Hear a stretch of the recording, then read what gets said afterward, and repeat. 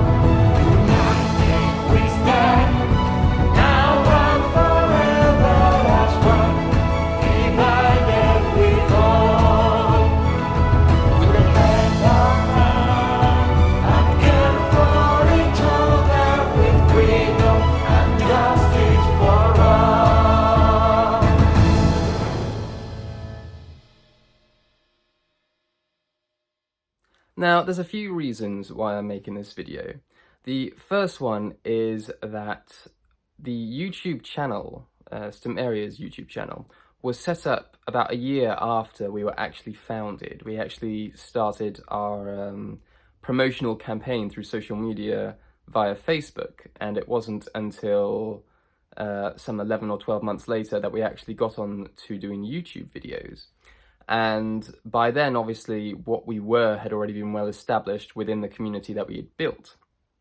But for our YouTube channel, it jumped straight into the Empire of Stomaria's anthem, and then it went on to Princess Eleanor, and we never really made a video about what the Empire of Stomaria actually was for our followers on YouTube, for our subscribers, for the people that keep up to date with what we're doing via YouTube and no other platform.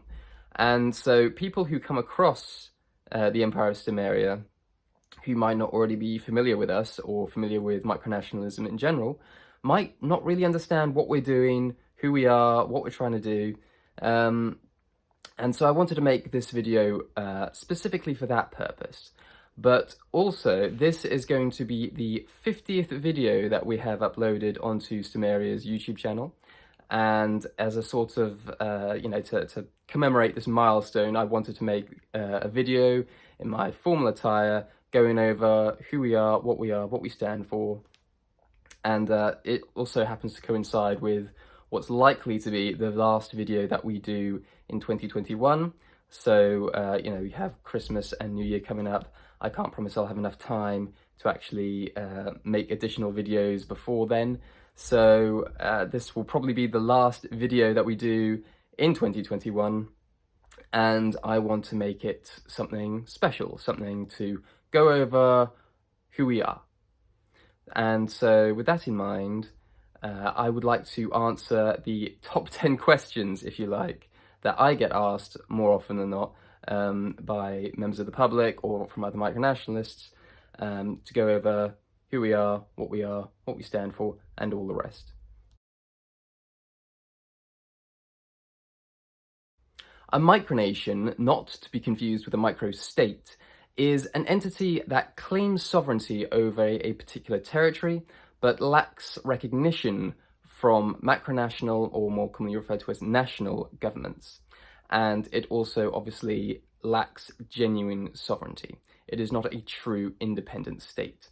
If it were a true independent state, it would not be a micronation. It would either be a microstate or a macronation, or just a nation.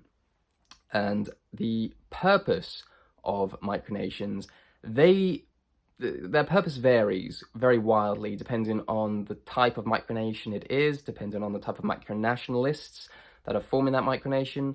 Some might be trying to form one to make a political statement or a political point, or trying to highlight certain issues in the world, be it environmentalism or gay rights or just human rights in general. Others are purely for satire, and then you have everything in between. And because a micronation can literally be formed at the whim of a single individual from anywhere in the world, it is virtually impossible to calculate the number of micronations that there are or have been over the years. It would not surprise me if it numbered in the thousands, if not tens of thousands, again, purely because there is no real consensus as to what defines a micronation. So you would have, an 8-year-old claiming their backyard as a micronation, never post anything online or anything like that, but they would still be classed as a micronation in most micronational circles.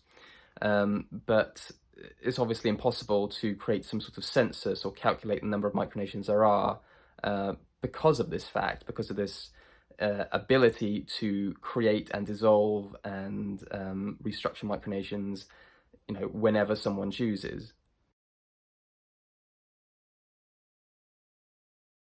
The Empire of Stomaria was founded officially on the 16th of June 2019, but the reality is that probably 6 months or more prior to that, we had been working behind the scenes on setting up exactly what we were. We wanted to make sure the name was right, the flag was right, the values and the objectives were understandable, and they worked alongside each other quite well. We wanted the bare bone objectives of what we were trying to do, and again, just a lot of background work involved. So the answer as to when Stomaria was founded, officially it is the 16th of June 2019, but again, there was a period of maybe half a year or more where we were actively working to build Stomaria behind the scenes. As to why Stomaria was formed, it really does hark back to the early 2000s when me and my siblings, would go out, build forts and chariots and have weapons and build an agrarian economy and all the rest of it, doing what kids normally do. And that sense of civilization building and that sense of the creation of a society, the establishment of a society, or building something new, that was very appealing to me when I was younger, and I never really lost that. I mean, obviously, as you get older, life takes over a little bit and you have to focus on adult things, but I never really lost that desire to build something. And that took me on my own personal journey when I was sort of 19 through to 26, when I was involved in the political process, which I ended up resenting quite a lot. But the idea of a micronation is that you can simply build a society yourself from the ground up. Even if it's just you, your family, your friends, you can do something. You don't need to work to convince others to actually build something alongside you. You can just do it yourself. And that's the appeal of micronations, and that is primarily why a lot of micronations do consist largely of 1 or 2 individuals. But what we're trying to do is establish a real-world society, a real-world community, which promotes values and objectives that we think are important, and I don't think is going to be able to be implemented by taking part in the political process. So it is a way of making our corner of the world a better place. It's about not trying to change the world as a whole. It's just about trying to take our little piece of it and living the lives that we want to live. So the Empire of Stomaria is a micronation that is looking to establish a real-world community, a real alternative society, a self-reliant society that is based primarily on sustainability, on social responsibility, and on natural rights. And these core values, if you like, can be seen in many of our other objectives, in terms of money, in terms of environmentalism, in terms of energy, in terms of agriculture.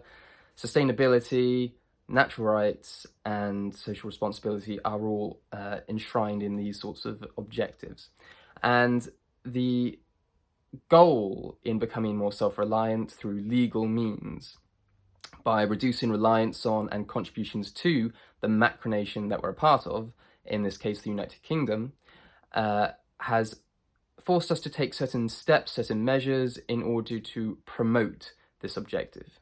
Specifically, we've begun the process of acquiring private freehold land that has been legally purchased in which we're looking to establish this real-world community and trade network between the other micronations that have been incorporated into Stomaria as we continue to build an empire of commerce, an empire of trade, and an empire of enterprise.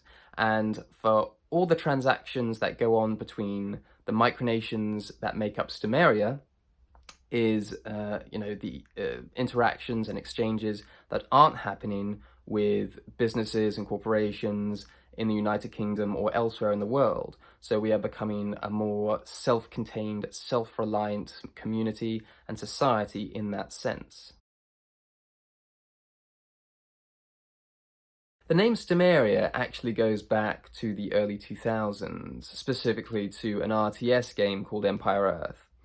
The game is actually the catalyst for the formation of the Empire of Stomaria some 20 years later. And the reason for this is that the game itself is a civilization building game. So you built, structures and cities, you gathered resources, you built economy, you recruited citizens and armies to battle your opponents. Just, a civilization building game, much like any other. But the game itself is divided into 15 ages, 15 epochs, ranging from prehistoric to nano, so the future. And in the Copper Age, so very early on in human civilization, the citizens, if you gave them a command, would occasionally say Stoma. And that is where the name Stomaria comes from. It's nothing more special or grand than that. It was a way of paying homage to the game that inspired this project that we're undertaking. It was just a way of sort of linking us back to that moment that basically sparked this whole thing off over the course of 20 years or so. And so yes, so Stomaria, that is where it comes from.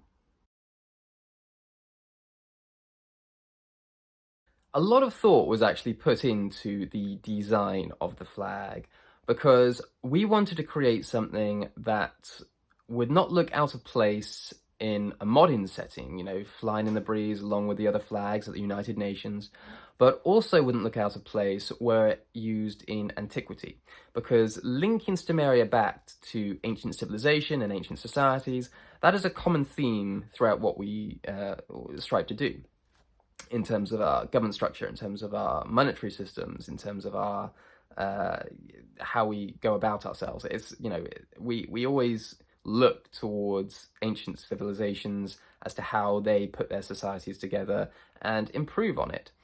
And so what we did is we settled on an emblem, the 8-pointed star of Stomaria, which symbolizes new beginnings. And this 8-pointed star, even though you will see it in a lot of places for a lot of different reasons, is actually something that you can see in the ancient Sumerian civilization, which is, the cradle of human civilization. And the idea that we could link ourselves in some small way to the first human civilizations in the world was quite important, and was quite a nice thing to do, I think, especially for a micronation where we're also trying to establish a new society, a new civilization, if you like. But the emblem by itself was not enough, so we needed to add more to it. Initially, we did try to have the emblem just by itself on, say, a white background, but it was lost in that background.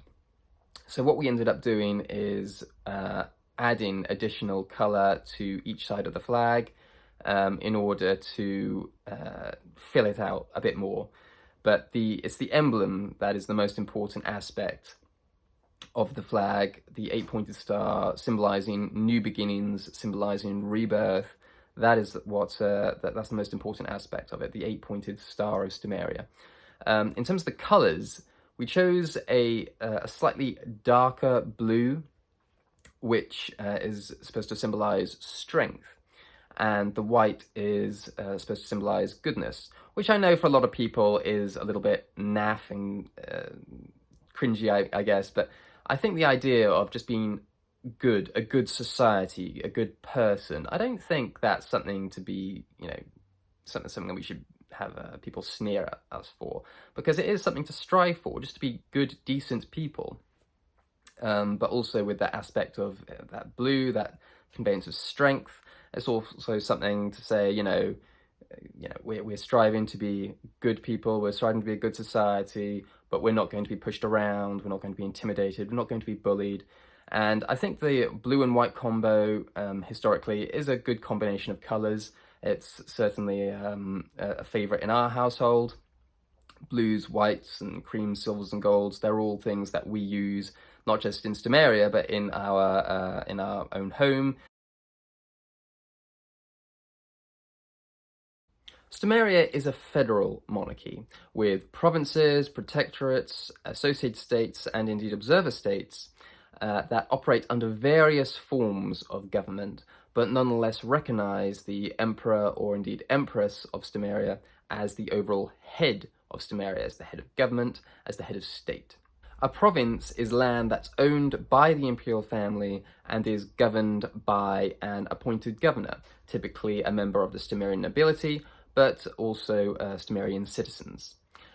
A protectorate is land that is owned by the imperial family, but it is governed by the highest authority of another micronation, a king, a queen, or a president, or something like that.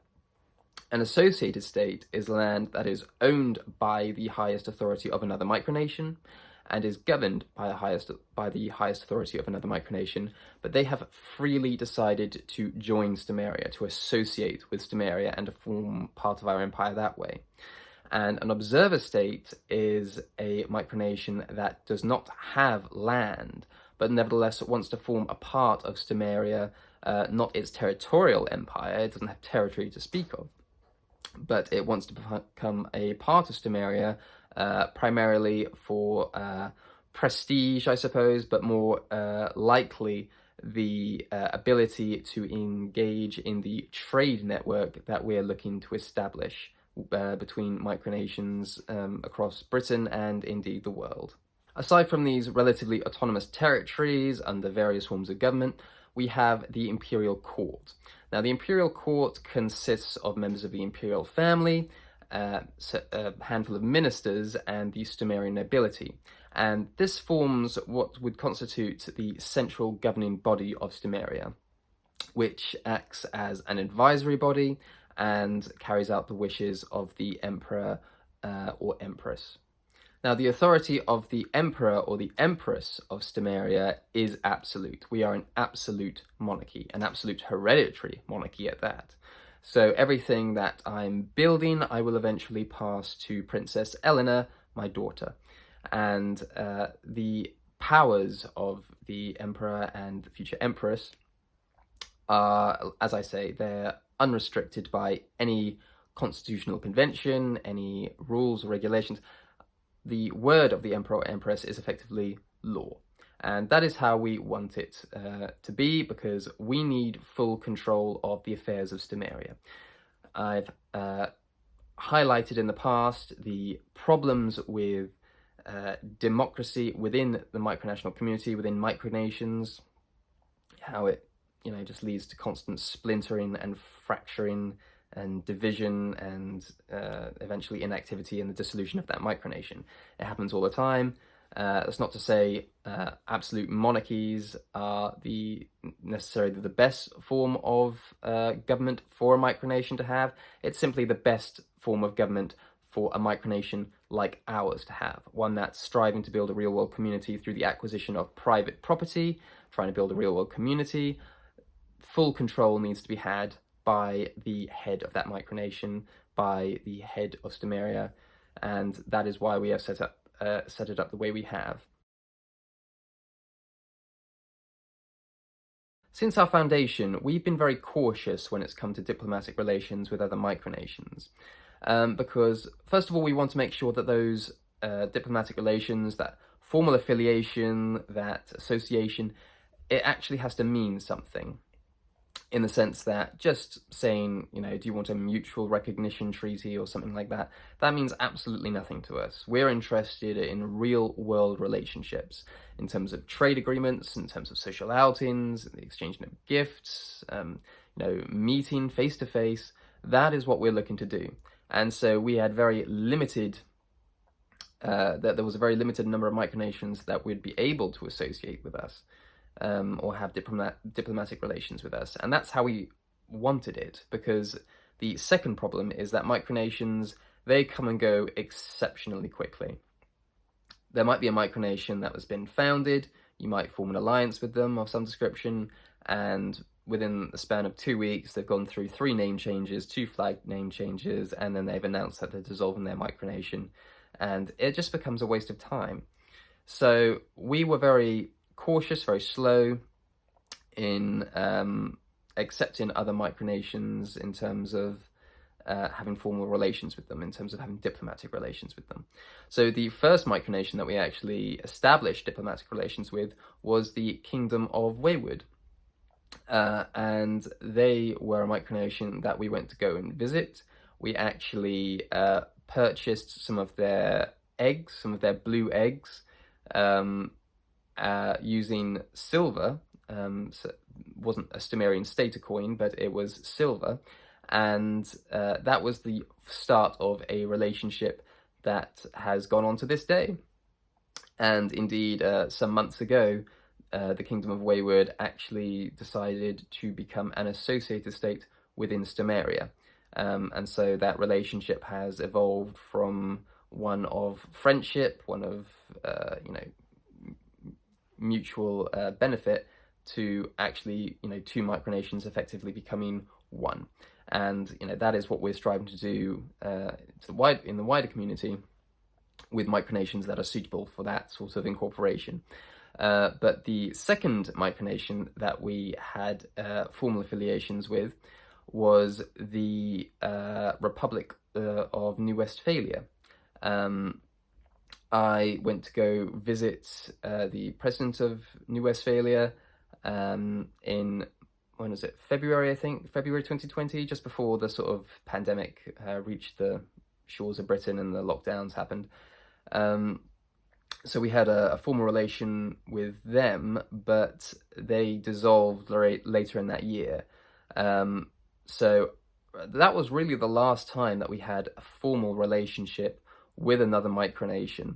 We are currently in the process of building a relationship with another micronation called the Empire of Eternia, but again, the details of that need to be discussed and agreed upon before anything formal can happen. But that would, if everything goes through, it will be the first time in nearly 2 years that Stomaria has actually had formal relations with another micronation, aside from those that have become a part of Stomaria, have been incorporated into Stomaria. For instance, the Kingdom of Norwick, which is actually a micronation based in New Zealand, they have become an observer state within Stomaria, so we obviously do have formal relations with them, but in terms of formal relations with micronations outside of Stomaria, it's very, very rare that that happens, and it has to be under exceptional circumstances that we actually consider building those kinds of relationships. The Imperial Guard is best described as a policing institution that we're looking to establish within Stomaria, and their primary function will be to provide stewards for public events and to take part in ceremonial activities. They're not a micronational army, and the range of activities that they do have will likely be expanded to include things like target practice, the hunting of small game, pest control, that sort of thing. But again, their primary function is to be a visible presence during public events and to act as stewards at those sorts of events. And because the uniforms and the equipment of the Imperial Guard are provided, or will be provided free of charge to members of the Imperial Guard, these positions really are open only to citizens that have shown a full understanding and support for Stomaria's values and objectives, support for the project, and displayed a level of commitment and loyalty to Stomaria that would warrant us spending, hundreds and hundreds of pounds on kitting them out. Because the last thing we want to do, obviously, is for people to become members of the Imperial Guard and get their uniforms sorted. I mean, these are custom-made uniforms, they're tailor-made uniforms, and they're not cheap. But even the field uniform costs, somewhere between 100 and 150 pounds to fully kit one of the Imperial Guard out. And the thought of doing that, and then, a week later they saying, you know what, this isn't for me, that's not helpful to us at all. It's not very sustainable. So we just want to make sure that the people that do get involved in the Imperial Guard are in fact committed fully to the project.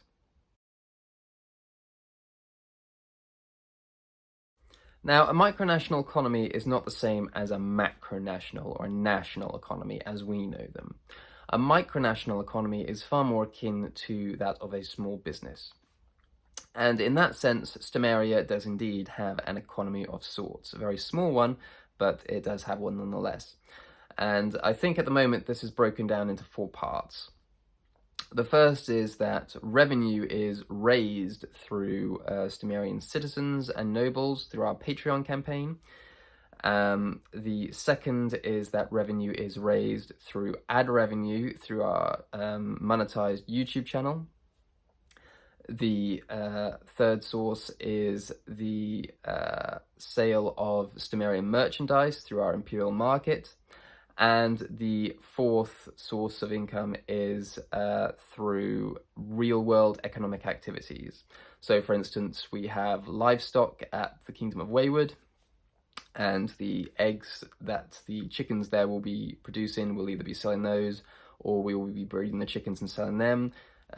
Later on in the year, well, I say later on in the year, in January, we're going to be paying for trees to be felled at the Kingdom of Wayward. The people at Wayward are going to be logging them, and they're going to be seasoned on their land, and then they will be sold once they are seasoned, and we'll generate revenue that way as well. So what I would call real-world economic activities. I mean, the thing about micronational economies is that you can do all of these things without being a micronation. But if you are a micronation, these are things you can do to generate revenue for the project. So to become a citizen of Stomaria is very straightforward. You merely have to go to our Patreon campaign and decide if you want to become a citizen or you want to become a noble, a lord or lady of Stomaria. And the differences between becoming a citizen and a noble is that, first of all, the monthly rate, the monthly fee, the monthly contribution that they make is different. It's a lot higher if you want to become a noble. And for those who do become nobles, they will be prioritized for certain key positions within Stomaria, if it's applicable to them, because they have shown a greater level of commitment to the project. They also form a part of the Imperial Court, which is the central governing body of Stomaria. So if you enjoyed that video and you do want to become a part of the Stomarian community that we're looking to build, then please feel free to become a citizen through our Patreon campaign, the link of which I shall leave in the description below as always. But otherwise, please feel free to give the video a like, subscribe to our YouTube channel, and we'll catch you in the next one.